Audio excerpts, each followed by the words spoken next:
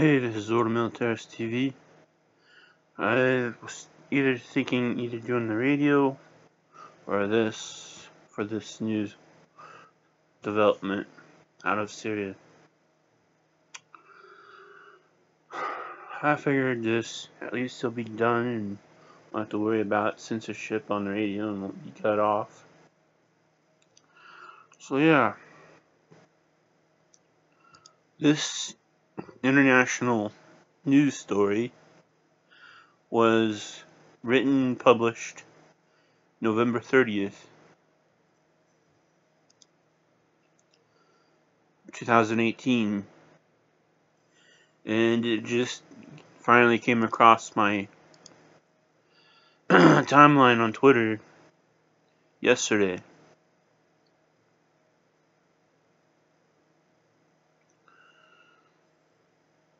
It was by James Phillips and Austin Avery from the Daily Signal.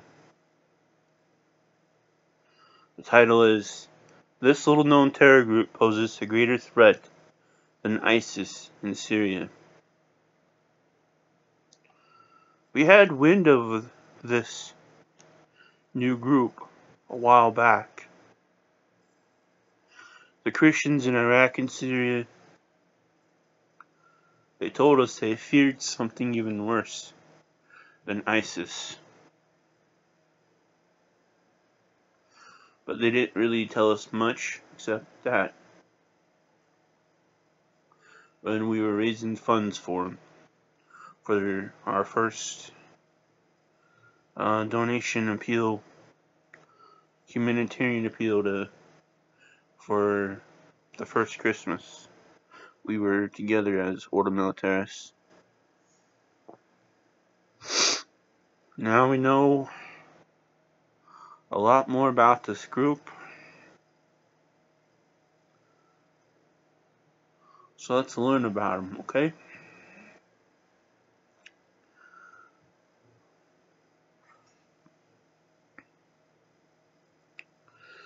The war in Syria is heating up again this week after recently subsiding from the front pages of newspapers.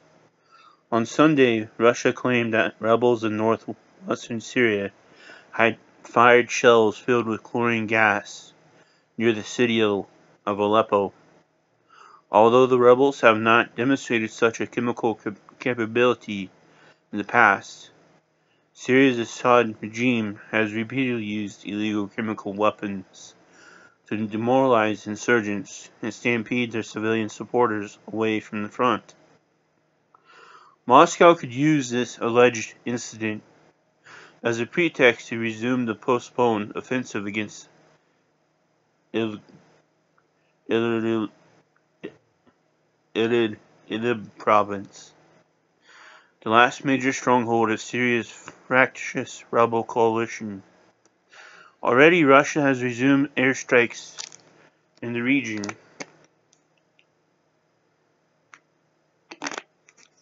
For the first time since September 17, Sochi agreement between Russia and Turkey produced a continuous ceasefire. Syria Assad regime, which is committed to retaking every inch of Syria, also escalated artillery strikes on rebel-held towns in southern Idlib. Fragile ceasefire in the province, which from the beginning was violated by factions on both sides of the conflict. In the verge of breaking down, Syrian forces backed by Russia and Iran may soon resume their postponed offensive, which would trigger a humanitarian crisis and generate another flood of Syrian refugees.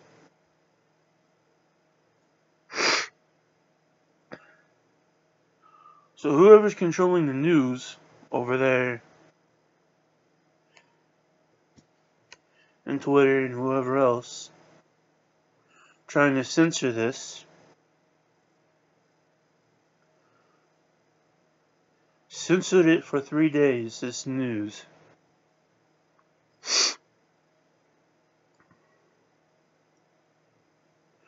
But yet, thankfully, there are video coming out from Syria by other channels.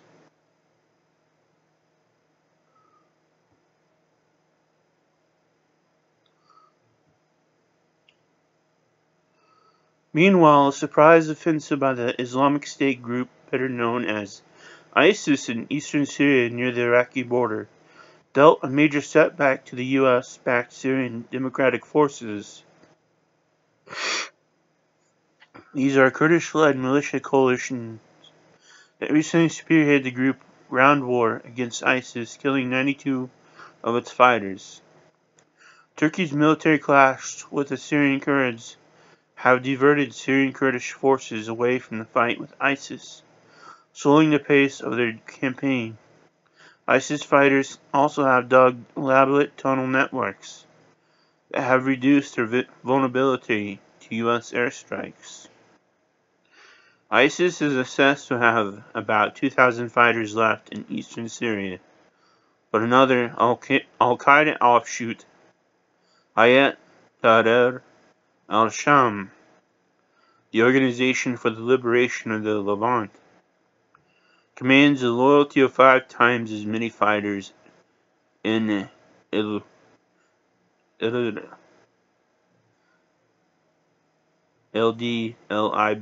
province of Syria, where it controls more than half of the territory. Excuse me, but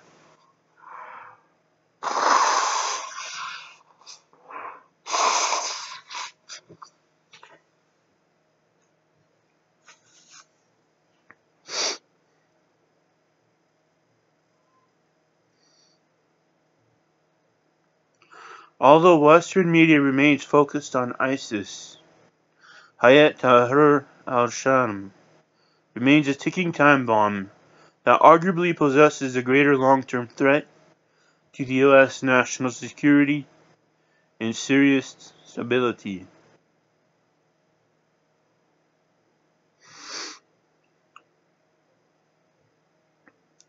Got a new chapter title here in this report, called "A Snake That Sheds Its Skin."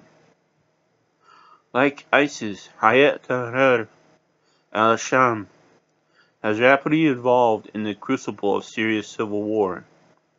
The group's core, initially known as Jabhat al-Nusra, meaning Victory Front, was established in 2012 as a Syrian branch of the Islamic State of Iraq, the Al-Qaeda franchise that later evolved into ISIS. Jabhat al-Nusra remained loyal to Al-Qaeda after ISIS broke away in 2014. Jabhat al-Nusra rebranded itself as Jabhat Fatah al-Sham, Front for the Conquest of the Levant. In July 2016, publicly distanced itself from Al-Qaeda, although it still contained many Al-Qaeda members. The branding was motivated by the desire to increase its support from Syrians who were repelled by the brutality and fanaticism of ISIS, and reluctant to risk joining Al-Qaeda, which would invite U.S. airstrikes.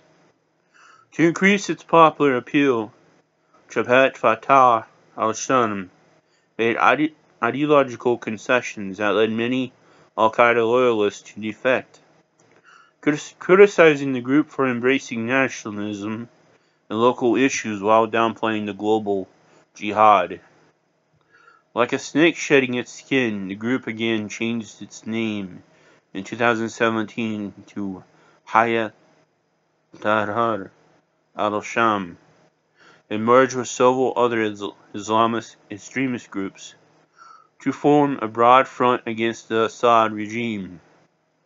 This effort to embed itself within a broader coalition to ensure its survival in Syria exacerbated long-standing ideological differences with Al-Qaeda with regard to its independent agenda, finally triggering an official break between the two groups.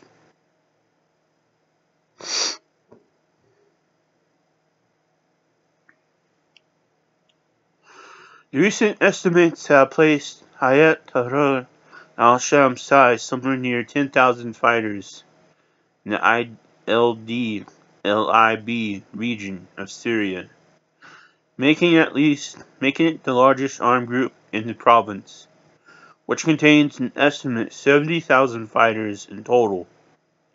These include many foreign fighters, including Arabs, Turks, Chechens, Uzbeks, Muslims from China's Xinjiang province.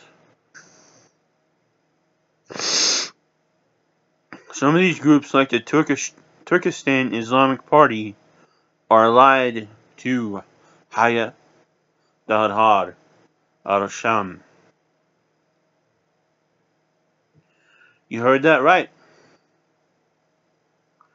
The Turkestan Islamic Party are allied to this new group. So it has political power back in Turkey.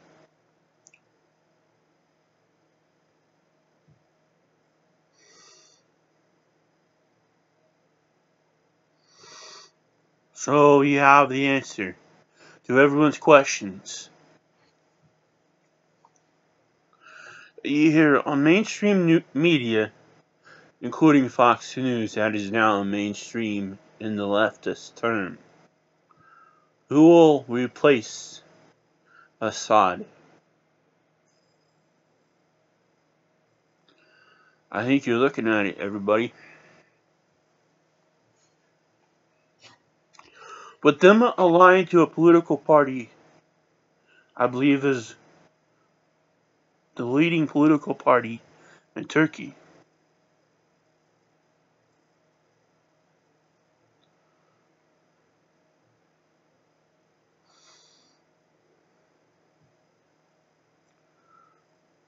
This group is more dangerous than ISIS.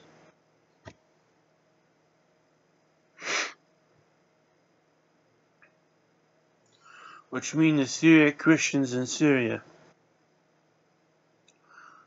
who remain there are in greater danger.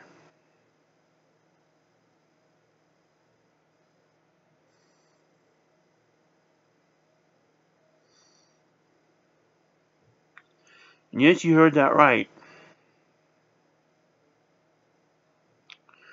Even though we are still totally focused on ISIS, as the report says, the Western media and the Western militaries,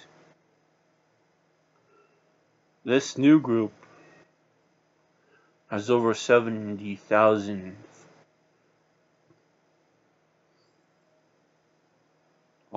fighters.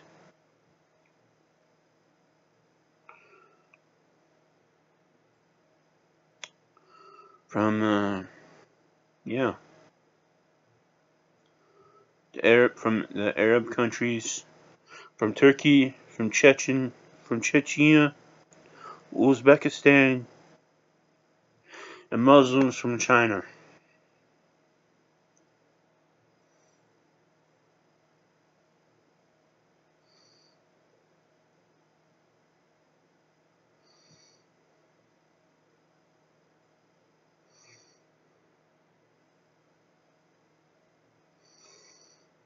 How did the Western world miss this?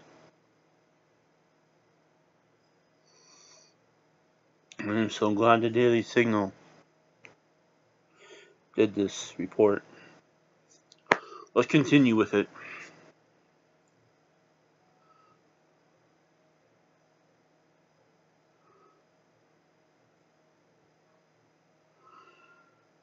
The ideological shift that came with Jabhat al-Nusra, gradual transformation into Hayat Tahrir al-Sham, has caused rifts among members over the past year. As a result, some defectors have lashed out against the group's leader, Abu Muhammad al-Julani, because of his more pragmatic views, including his opting to cooperate with Turkey in a limited fashion. Internal strife inside Hayat Tahrir al-Sham has given rise to assassinations of senior leaders in the group. Turkey and ISIS also are rumored to have committed several of these targeted killings. Excuse me about it. So who's this Turkestan Islamic Party?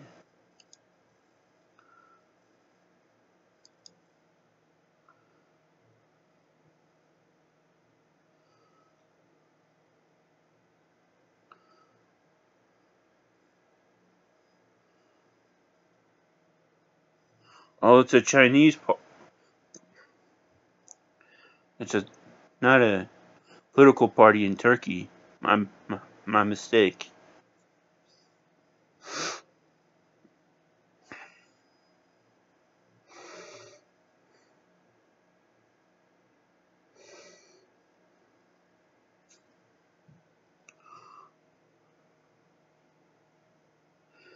It is a Chinese Uyghur-dominated jihadist group.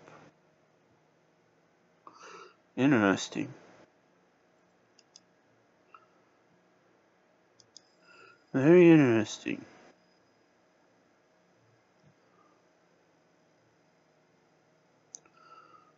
So the Turkestan Islamic Party is a Chinese jihad group. So China has their own troubles.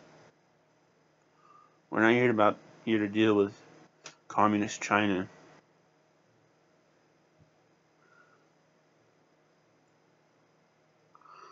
But yeah.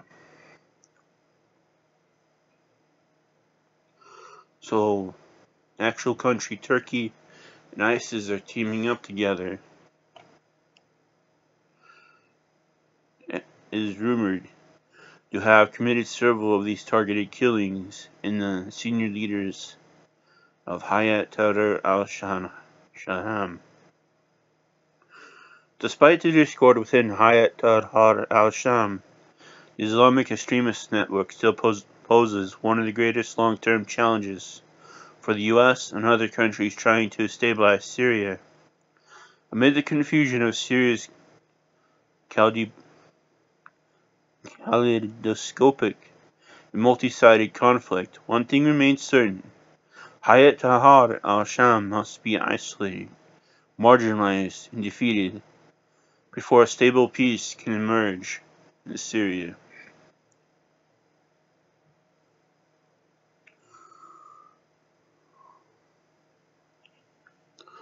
Let's see where this weird province is.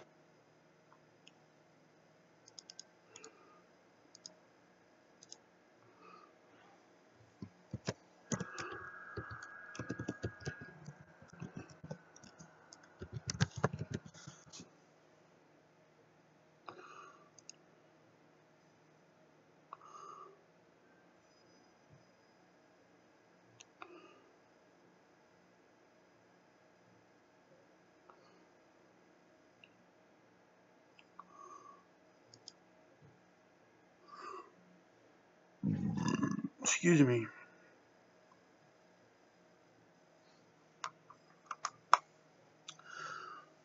So this Idlib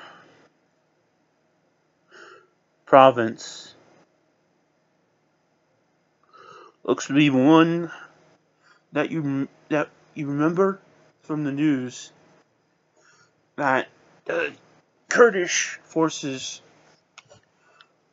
had a long and hard fight to liberate.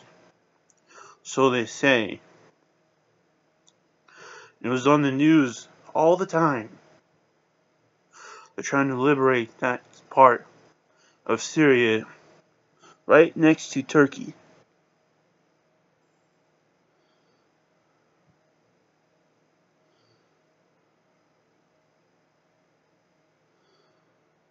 But if that terrorist network, the new one, we just read about is in Idlib province.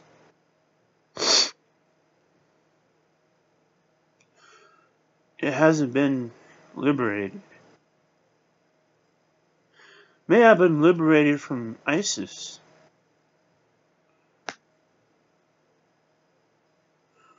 But the bad guys are still in there. Let's see if there's any Christians in here.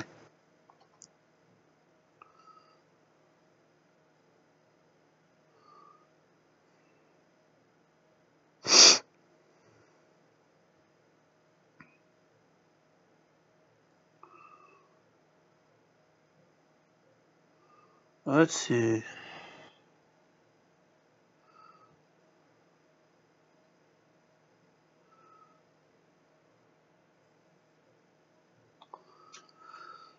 Let's see. Hold on a bit.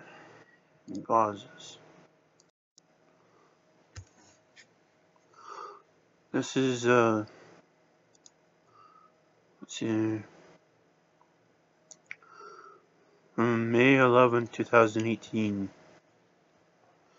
On the population change in Idlib province.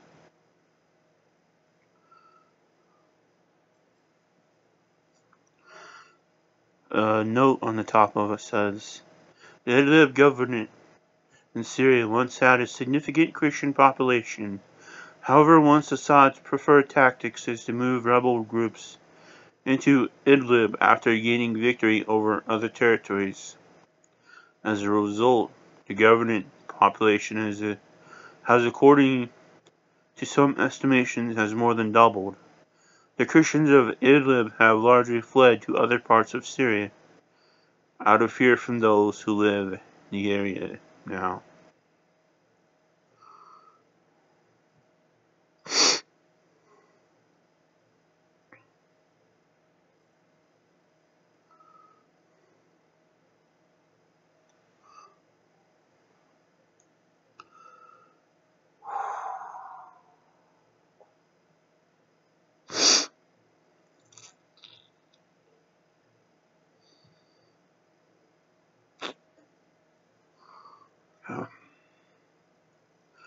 As I said, it's from May 11, 2018. It has quotes from 2015. The United Nations and France have both recently warned of an impending humanitarian disaster in Syria's Idlib province. Until now, the Syrian government has held off on launching an all-out offensive on the province, but recent developments have reduced the cost of an attack, raising international concerns. In 2015, Russian air power and foreign ground troops turned the tide of the Syrian civil war in President Bashar al-Assad's favor. With superior armament and the influx of veteran fighters, the government retook many rebel-held areas, along with their populations and fighters antagonistic to Assad's rule. To avoid a perpetual low-level insurgency, the government began to move the rebel-aligned populations to Idlib in the country's northeast.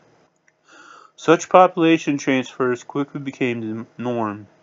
After retaking the rebel enclave in the old city of Homs in May 2014, the Syrian government offered some 1,400 civilians and fighters safe passage to Idlib. You remember those buses coming in to take them out?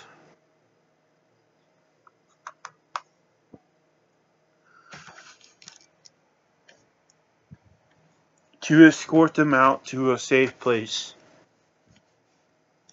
Because they surrendered.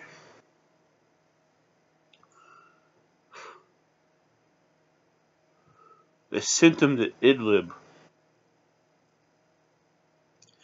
They sent them to Christian provinces in Syria.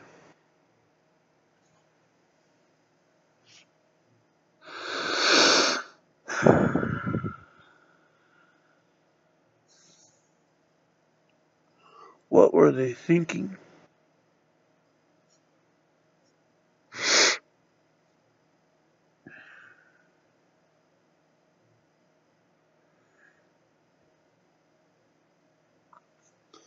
Apologies for the long pause, folks.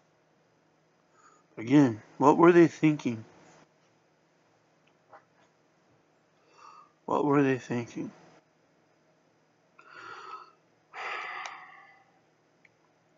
Such population transfers quickly became the norm.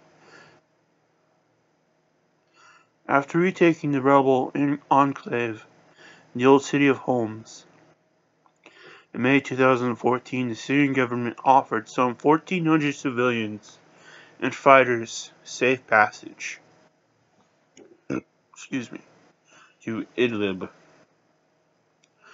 This set the tone for nearly every settlement that followed. Once the government retook a rebel-held area, it allowed remaining rebel-aligned civilians and fighters to move to Idlib. In March 2018 alone, the province received some 10,000 fighters and civilians. At the same time, Assad filled the newly empty rebel-held areas with populations loyal to him, many of whom had fled from rebel militias elsewhere in Syria.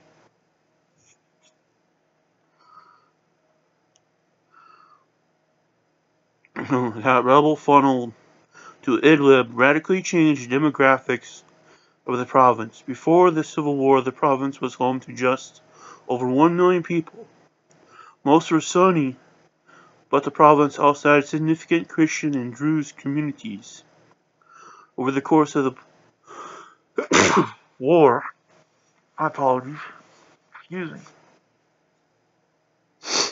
the population jumped between 1.5 to 2.5 million. The increase resulted directly from the government's transfer of Sunni civilians and fighters.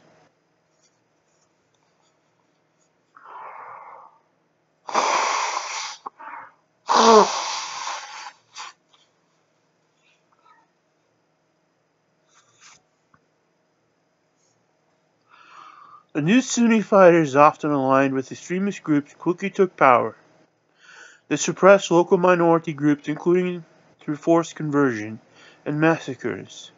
As the Idlib Sunni population grew, many Druze and Christians fled to government-held areas. Rival rebel groups in Idlib allied together early on in the conflict, but tensions quickly emerged. In 2015, for example, a coalition of rebels took control of the city of Idlib almost immediately afterwards. Fighting broke out between the dominant factions. The perpetual drip of new fighters into the region under Assad's population transfers fed the conflict. The Syrian government has largely left Idlib alone, marking the province as one of its de-escalation zones. The government seems content to sit on its hands, letting the rebel factions in the province burn each other out before making a move. Turkey's presence may also be preventing a concerted attack. Turkey has been the most important backer of Idlib's rebel groups.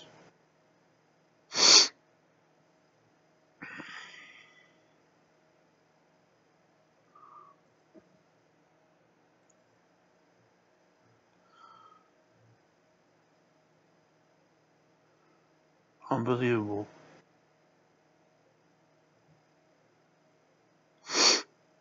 Unbelievable.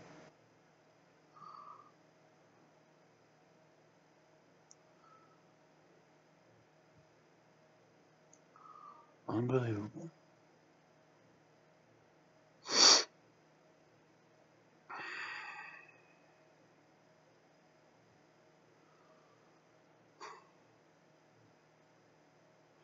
Instead of rounding up all these terrorist groups that surrender and putting them in POW camps,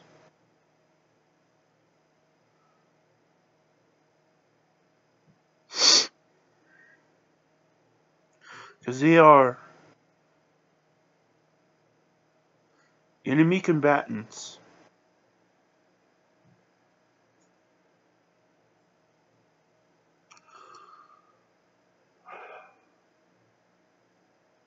They ship them to a province right next door to Turkey.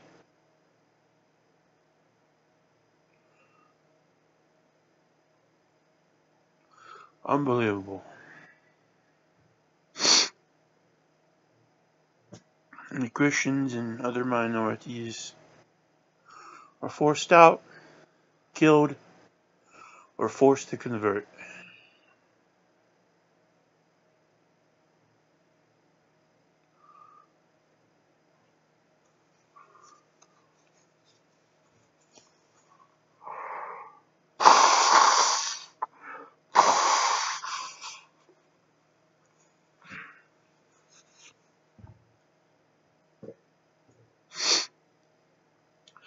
And it's in this province that this new terrorist group has come to light.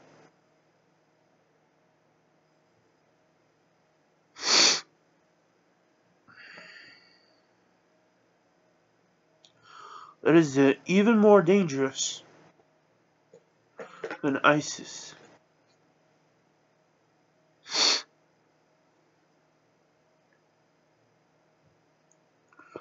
It's unbelievable. It's even larger than ISIS.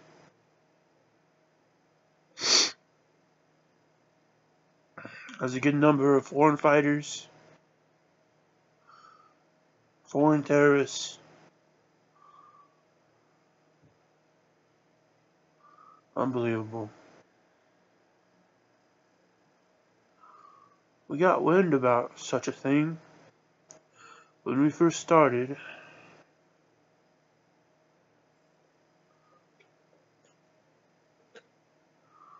But we didn't have anything of this magnitude on info. Now people will be saying, why the heck you want to get involved in that? Well,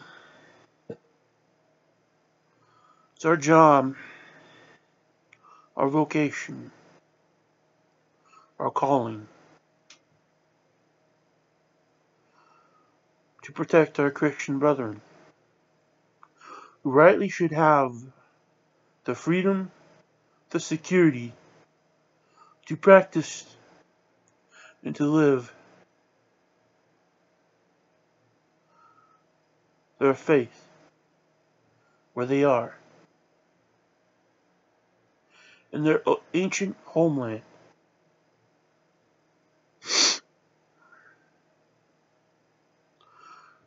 Where we first began to be called Christians. The See of St. Peter.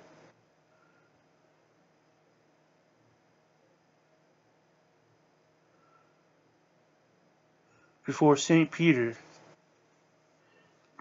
went to Rome.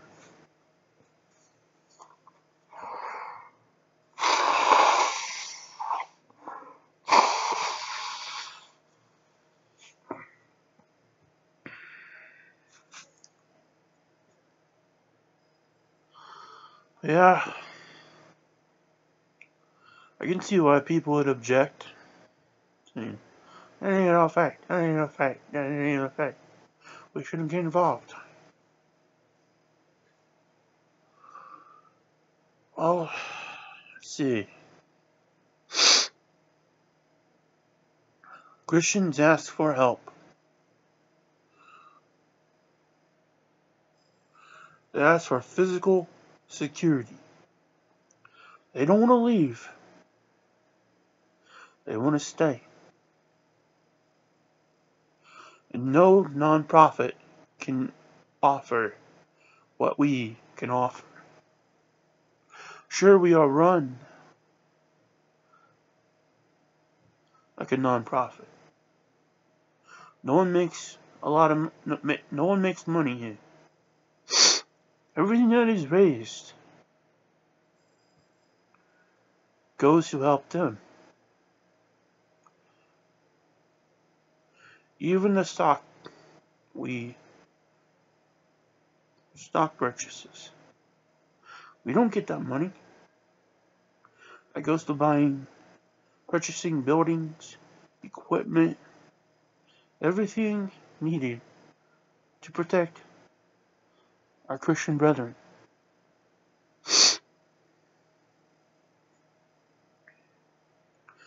We have the guys ready to go. But we, our Order Militaris, do not have the funding. We do not count on government funding, because then the government would not let us do our mission, what we are to do. They would want us to get involved in just things that we aren't to be involved with. That is why we require private donations, private investors.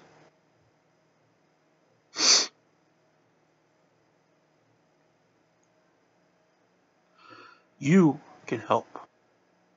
All of you who watch, who share this,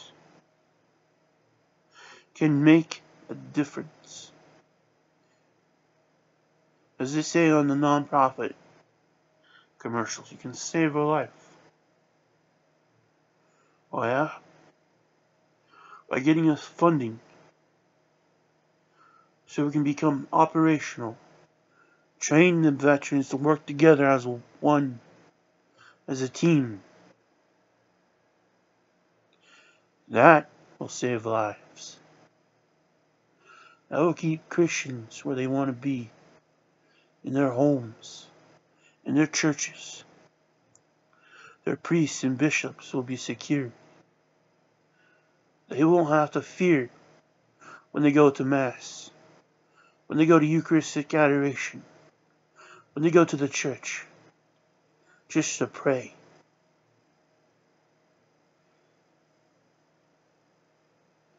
That is what you can offer them when you join Order Militaris. When you invest with Order Militaris.